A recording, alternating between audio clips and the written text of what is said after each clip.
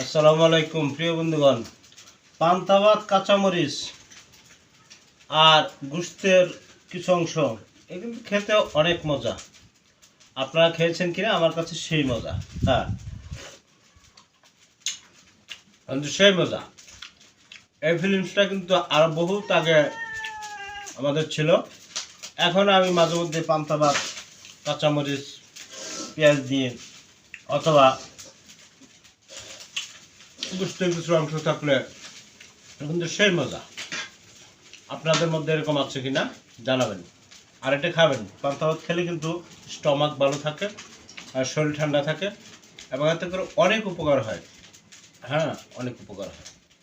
তো প্রিয় বন্ধুরা, খেয়াল রাখবেন, ভুলবেন না, আগের ঐতিহ্যকে ছেড়ে দিতে চেষ্টা করবেন না।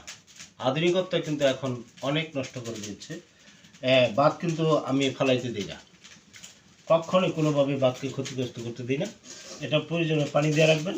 হ্যাঁ, সকালে উঠে পানি দিয়ে গোশত থাকলে অথবা মাছ ভাজি, মাছ ভর্তা থাকলে অথবা পেঁয়াজ কাঁচামরিচ দিয়ে হলেও কিন্তু এটা খাওয়া যায় অ্যাভেলেবল।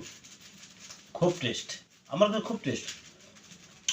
গোশত তরকারি, পান্তা ভাত আমার কাছে খুব টেস্ট। ঠিক আছে বন্ধুরা, ভালো থাকুন সবাই।